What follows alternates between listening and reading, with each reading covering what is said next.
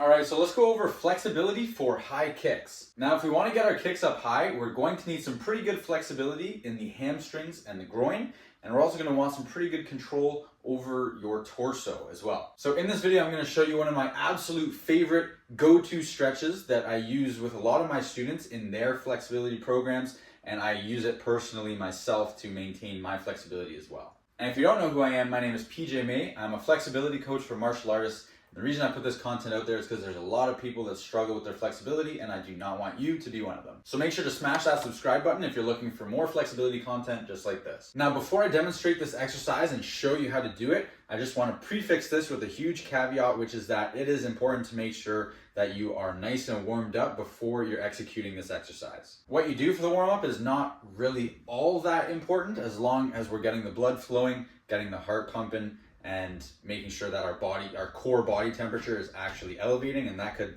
literally be jumping into a sauna or getting into a hot shower beforehand. But ideally, you'll want to warm up with some sort of movement. And if you want my recommendation for a dynamic warm-up, I love to use the side-to-side squats, where you're basically shifting your weight from side to side, getting as low into the position as you can and staying as wide as you can.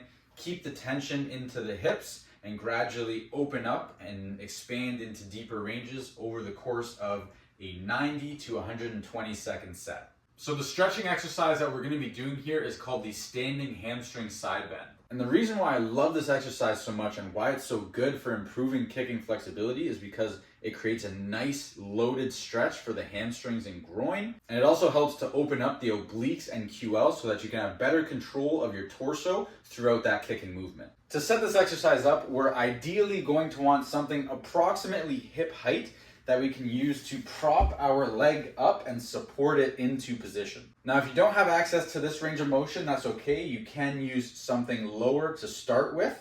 Work within your capabilities. And conversely, if you have access to a larger range of motion and you want a deeper or more intense stretch in the hamstring area, you can go up above the hip height as well. But for most people, that hip height is going to be a good place to work from, and if not, a great target to work towards. With this exercise, I highly encourage you to use some weight to load the stretch. What that weight's going to do is help to facilitate moving into greater ranges of motion, assist us deeper into the stretch, and it also will help to strengthen this range of motion so that we can develop more strength with the muscles in a lengthened position. So we want our elevated leg in alignment with our hips. We want the toes pointing upwards so that we're creating a nice hamstring stretch as well as opening up the groin.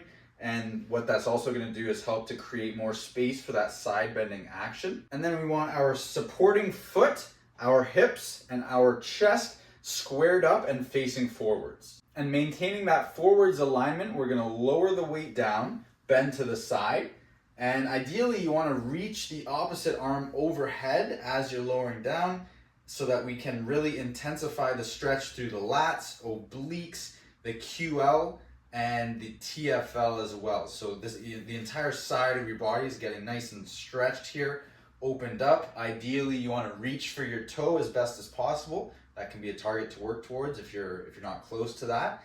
And we can either hold this as a loaded stretch, or we can move through that range of motion for repetitions and mix in some isometric holds in that end range stretch as well. And make sure that as you're lowering down, you're not allowing the chest to collapse downwards and start to face towards the floor, because that's then going to be taking the stretch out of the side bending capacity here. So we want to make sure that the chest is staying nice and forwards, keeping everything squared up and aligned, and adding that reach overhead as best as we can, reaching as far as we can, and then coming back up.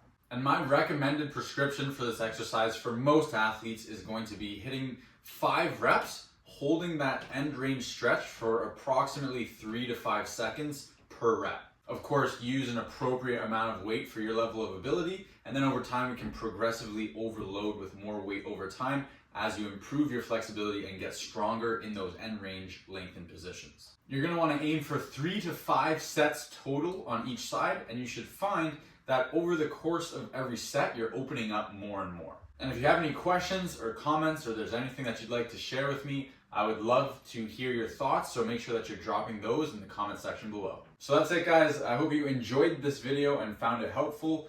I will see you in the next one. Maestro out.